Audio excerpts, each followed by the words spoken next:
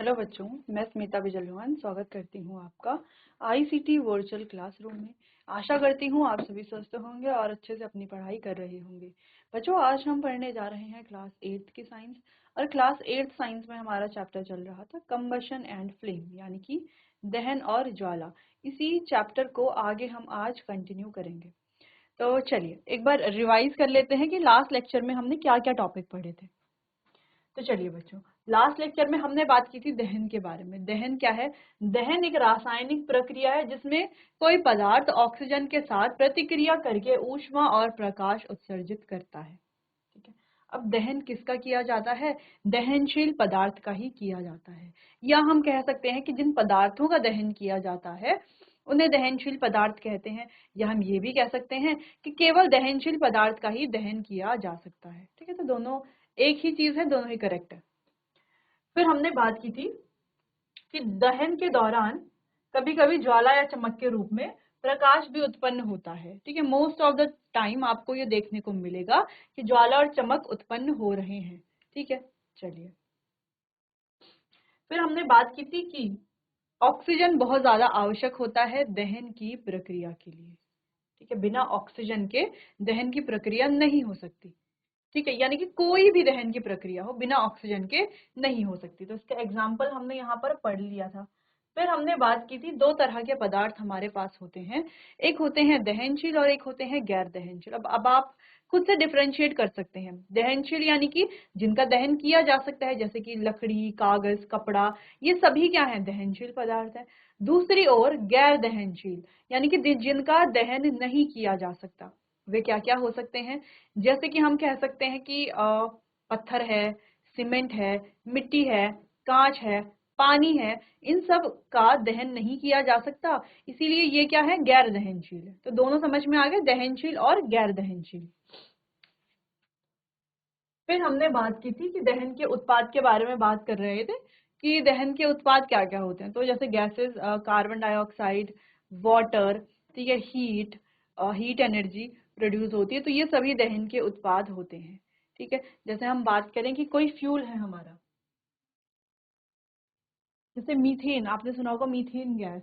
ठीक है, तो मीथेन गैस जब बर्न होती है, जब जलेगी तो किसके साथ जलेगी? ये ऑक्सीजन के साथ जलेगी। ऑक्सीजन के साथ जब ये जलती है तो क्या बनाती है? कार्बन डाइऑक्साइड, वाटर, साथ में हीट एनर्जी। ठीक है, यानी कि ऊर्जा के विभिन्न रूप जैसे कि ऊष्मा, प्रकाश, ये सभी भी उत्पन्न करती है साथ साथ। ठीक है, तो कार्बन डाइऑक्साइड और वाटर। अब हमने मीथेन का ही एग्जाम्पल क्यों लिया? अगर आप ध्यान से देखो मीथेन को, तो मीथेन कैसा दिखाई दे रहा है? एक क्या है इसमें? कार्बन, और चार क्या है इसमें? हाइड्रोजन। एक कार्बन है और चार हाइड्रोजन है, यानी कि क्या हम इसे कह सकते हैं? हाइड्रोकार्बन।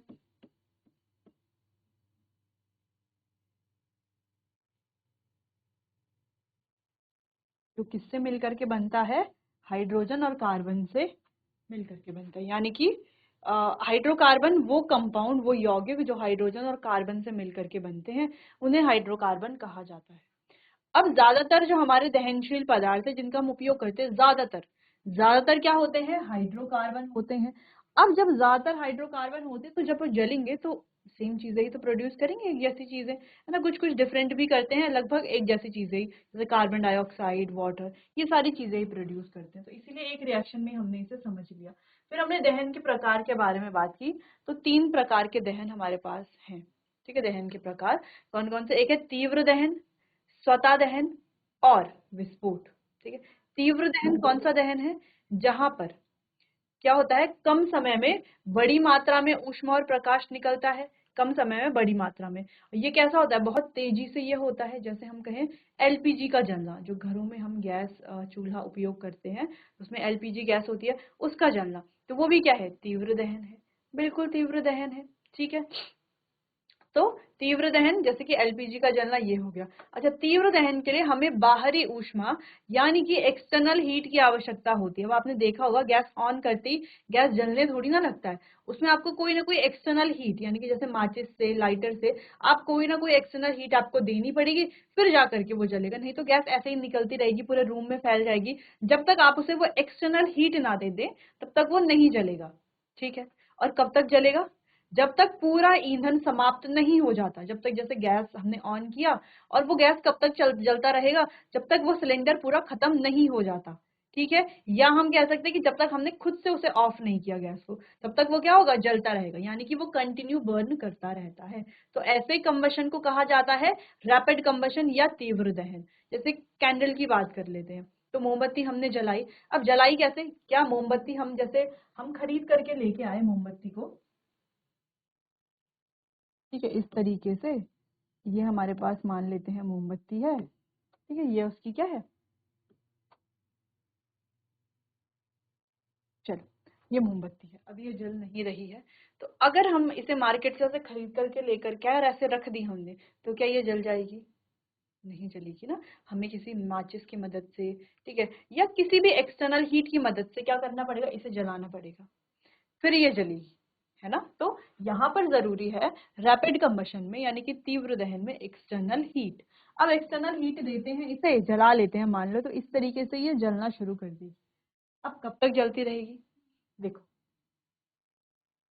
जब तक हम फूंक मार करके इसे बुझा ना दे, या किसी चीज से इसे बुझा ना दे, या हवा चले बहुत तेज और ये बुझ ना जाए, ठीक है, तब तक क्या होगा? जब तक कोई ऐसे फैक्टर नहीं आएंगे तब तक ये जलती रहेगी। और कब तक जलती रहेगी?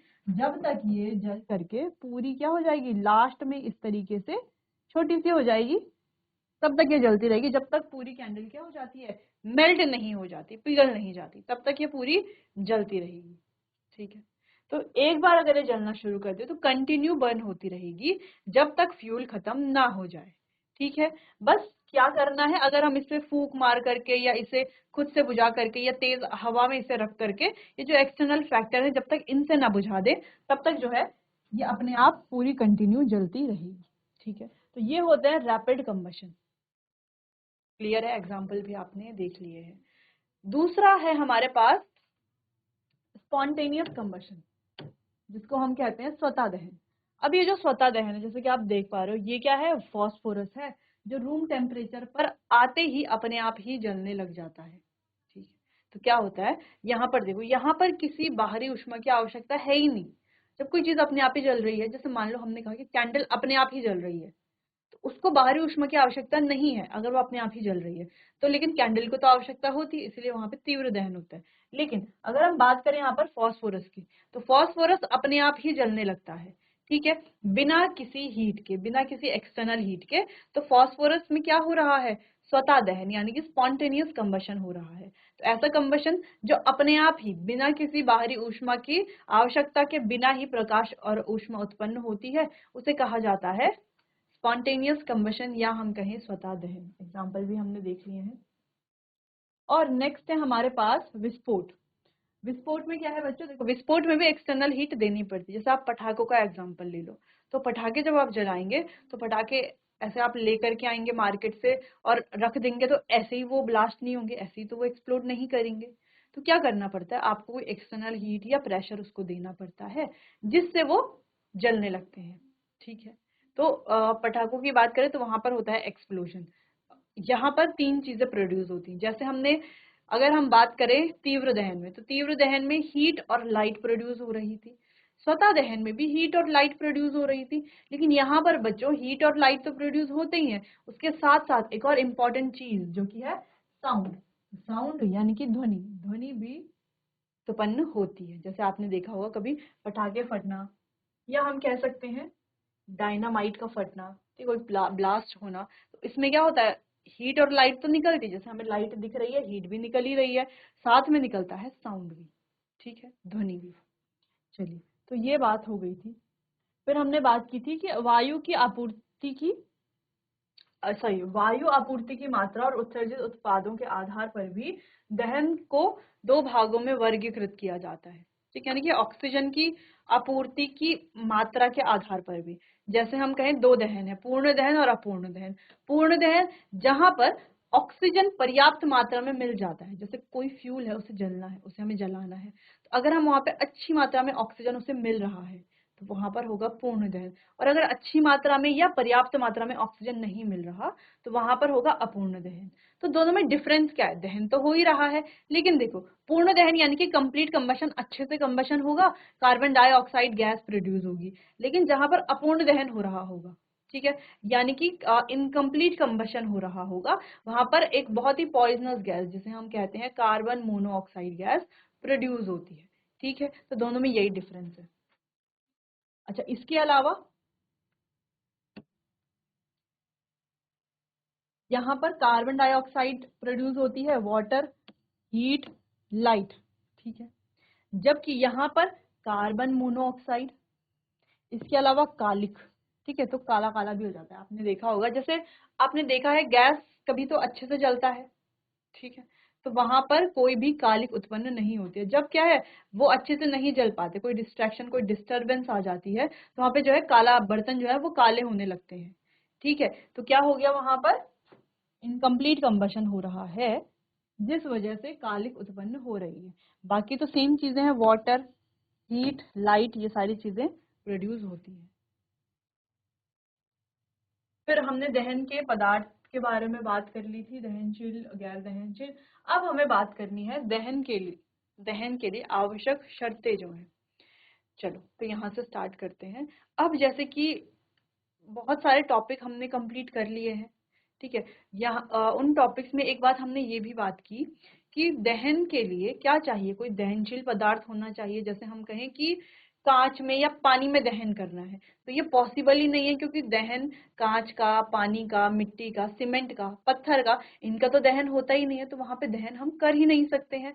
तो दहन के लिए तीन शर्तें हैं जो बहुत ज्यादा जरूरी हैं। अब वो तीनों शर्तें क्या हैं? पहली शर्त है कि दहन के लिए होना चाहिए दहनशील पदार्थ, तभी दहन होगा। ऐसे नहीं कि पानी में आग लगा रहे, नहीं, ऐसा नहीं कि हम कह रहे हैं कि पत्थर को जलाना है, नहीं, हमें कोई दहनशील पदार्थ चाहिए, जैसे लकड़ी, कपड़ा, कागज, या और भी बहुत सारे फ्यूल है हमारे पास, है ना, बहुत सारे फ्यूल है, पेट्रोल है, केरोसिन है, बहुत सारे फ्यूल है। तो सॉरी, तो कंबशन के लिए क्या चाहिए? सबसे पहले दहनशील पदार्थ होना चाहिए। दूसरी शर्त यह है कि ऑक्सीजन होना चाहिए। ये तो हम स्टार्टिंग से पढ़ते आ रहे हैं कि ऑक्सीजन में ही दहन होगा, ऑक्सीजन के साथ ही होगा। तो दूसरी इंपॉर्टेंट चीज है वो है ऑक्सीजन। ठीक है, बिना ऑक्सीजन के, या हम कहें एयर, एयर में भी क्या, एयर में भी पर्टिकुलरली हम बात तो ऑक्सीजन की कर रहे हैं, लेकिन हम एयर कह सकते हैं, क्योंकि एयर में भी क्या है, 21% ऑक्सीजन है, बाकी 78% तो नाइट्रोजन है, बाकी का 1% carbon dioxide, other gases, dust, smoke, water vapour. और ये जग कंडीशन पर भी क्या होते हैं, डिपेंड करते हैं ना, कौन से कंडीशन, उस हिसाब से वाटर वेपर इनका कंटेंट कम ज्यादा होता रहता है। ठीक है, बाकी 1% में कार्बन डाइऑक्साइड और अदर गैसेस आती है। तो ऑक्सीजन हो गया 21%, एयर तो हम एयर भी कह सकते हैं, हम एयर कहें या ऑक्सीजन कहें, एक ही बात है। ठीक है, तो दूसरा फैक्टर हो गया ऑक्सीजन। और तीसरा फैक्टर जो कि बहुत ज्यादा जरूरी है, ठीक है, जिस पर अभी हम बात करेंगे, वो है प्रज्वलन तापमान। ज्वलन तापमान यानी कि इग्निशन टेम्परेचर।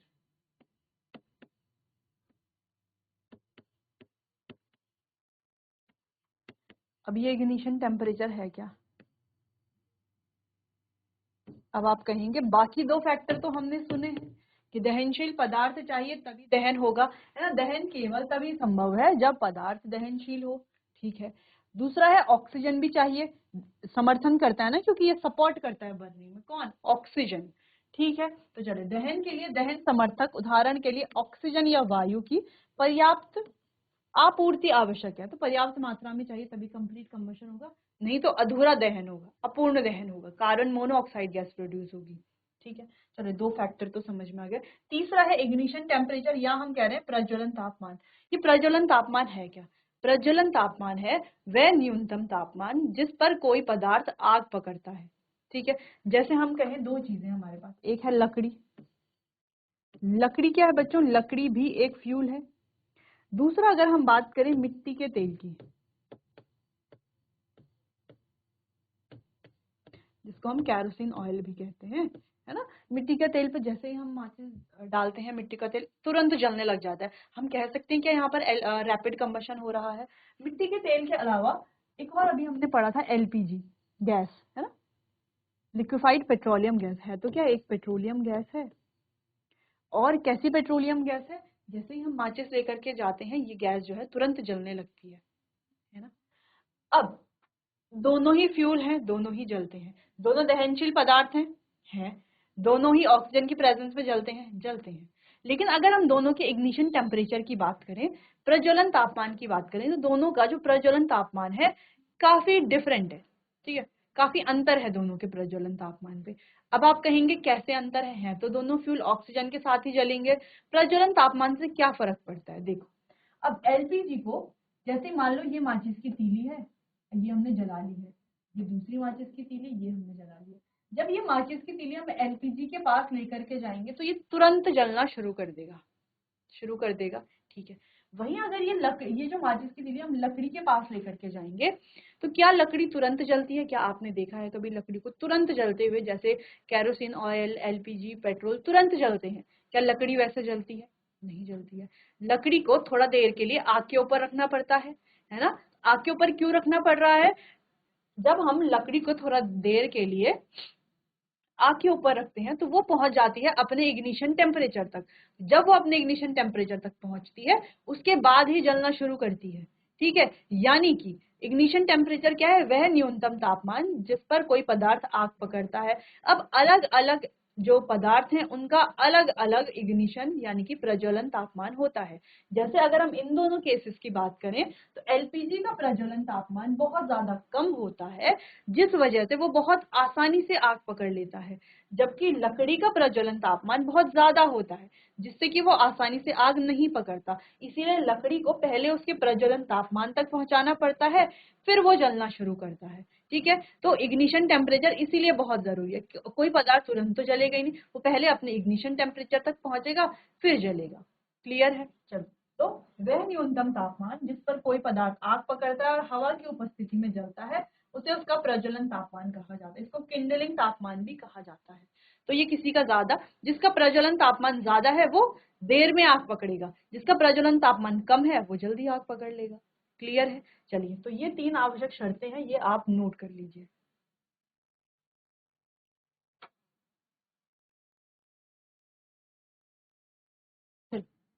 आगे 1-2 पॉइंट और डिस्कस हमें करने हैं। यदि किसी पदार्थ का तापमान उसके प्रज्वलन तापमान से कम है तो वह आग नहीं पकड़ेगा और ना ही जलेगा।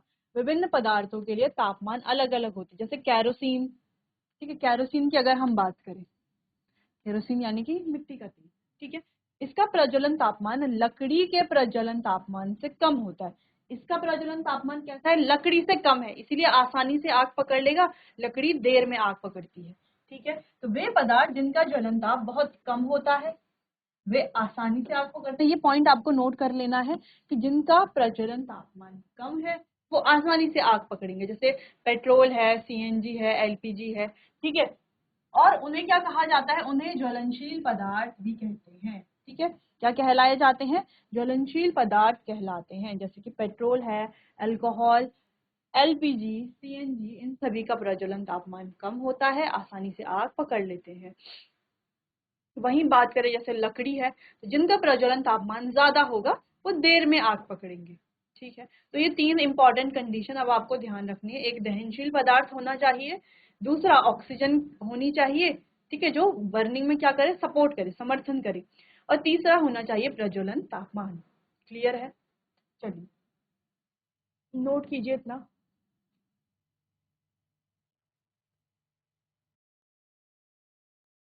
चलिए बच्चों, तो आज हमने बात की दहन के लिए आवश्यक शर्तों के बारे में, यानी कि जो इंपॉर्टेंट नेसेसरी कंडीशंस हैं उनके बारे में बात की कि पहला दहनशील पदार्थ होना चाहिए, दूसरा ऑक्सीजन की आपूर्ति, ठीक है, यानी कि पर्याप्त मात्रा में ऑक्सीजन मिलना चाहिए तभी तो दहन होगा, और तीसरा है प्रज्वलन तापमान, ठीक। चलिए, तो इसके आगे चैप्टर को कंटिन्यू करेंगे हम अपने आने वाले अगले सेशन में। तब तक के लिए आपका बहुत बहुत धन्यवाद।